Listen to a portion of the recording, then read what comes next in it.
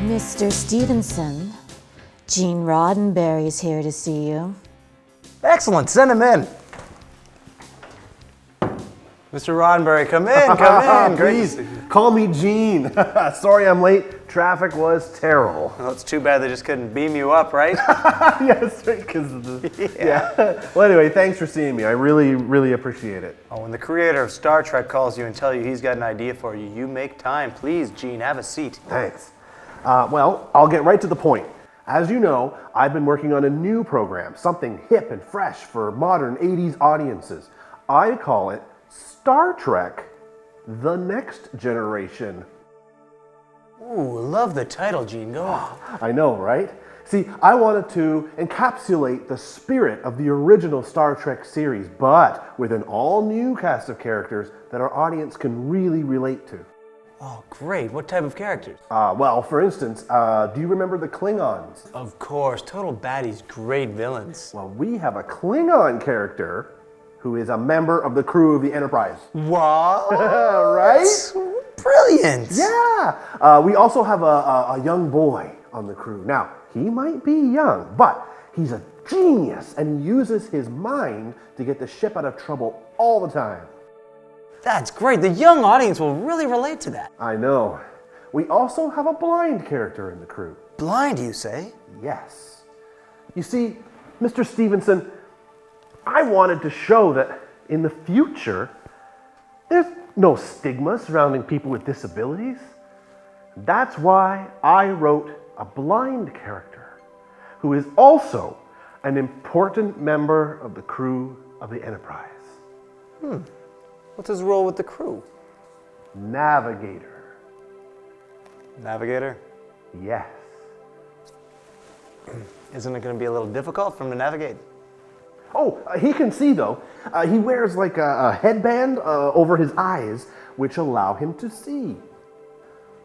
Okay, so your blind navigator isn't really blind. Oh, he's blind all right. It's just that he can see through a headband. Right. Okay, let's move on. The network's really excited to hear what you got for our captain. Everybody loved Captain Kirk, and we're really, really excited to hear what you had for this show. Oh, I'm very excited to tell you about the captain. I think you're really going to love what we've come up with. Is it another good-looking swashbuckler type? Oh, sort of. He's a 47-year-old Englishman. Englishman? Yes. His name is Jean-Luc Picard. Jean-Luc Picard. Close. Jean-Luc Picard. Jean-Luc Picard. Jean-Luc Picard. Jean-Luc Picard. Jean-Luc Picard. Jean-Luc Picard. Jean-Luc Picard. Shimon Letentang. Jean-Luc Ron?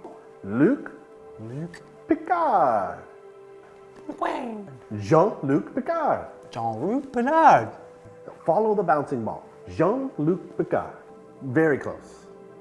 Okay, is that like a space name? No, it's French. Like from France? Correct. But I thought you said he was an Englishman. Yes, but you see, in the future, French people are English.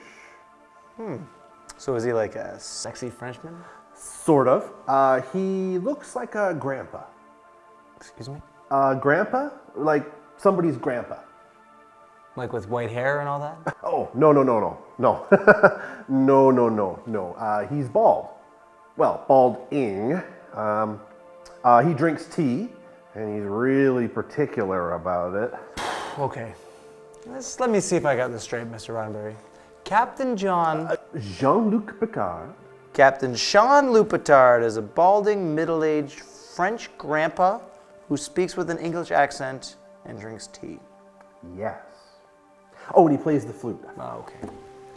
Listen, Mr. Roddenberry, I really don't think the networks are going to go for this, okay? People want their leads to be strong, virile, full of hair, okay? This is just not going to work. I'm sorry. I see. Well, thank you for seeing me. Yeah.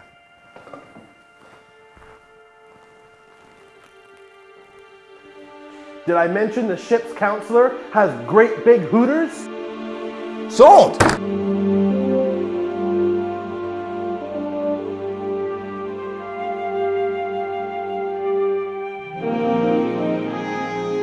Hands up, just like a roller coaster.